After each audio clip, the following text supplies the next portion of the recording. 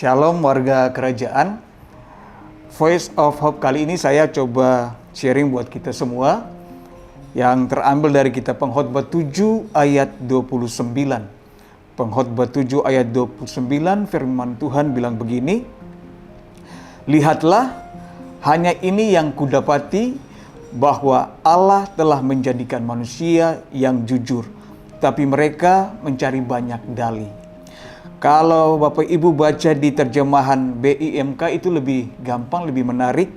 Kalau di BIMK dia bilang begini firman Tuhan, "Hanya inilah yang kudapati, Allah membuat kita sederhana dan biasa, tetapi kita sendirilah yang membuat diri kita rumit dan berbelit-belit." Nah, Bapak Ibu yang dikasihi oleh Tuhan, ternyata betapa ruwetnya manusia ini. Untuk berpikir sederhana aja ternyata tidak mudah.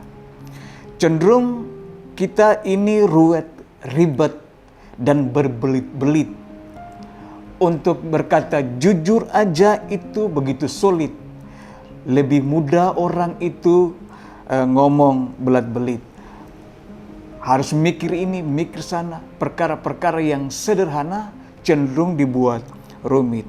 Nah, kadang-kadang kalau kita sering dulu dengar Gus Dur bilang, dia selalu bilang begini, gitu aja sih kok repot.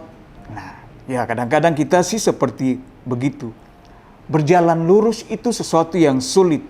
Lebih mudah bagi kita kalau jalan itu berliku-liku. Karena itu mari kita posisikan diri kita sebagai orang yang sederhana saja. Jangan terlalu jaim, maka perilaku dan cara berpikir pun akan sederhana. Itu yang kita rindukan dalam hidup ini.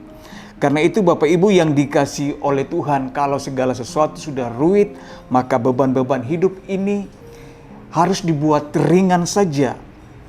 Karena itu saya melihat bahwa banyak orang dengan hal-hal yang sudah rumit ini tambah beban hidup yang begitu banyak, membuat anak-anak Tuhan itu menjadi kepayahan. Kebanyakan dari setiap mereka kehabisan energi karena hanya berpikir hal-hal yang terlalu simpel dibuat rumit, dan beban-beban hidup ini yang membuat mereka seperti itu.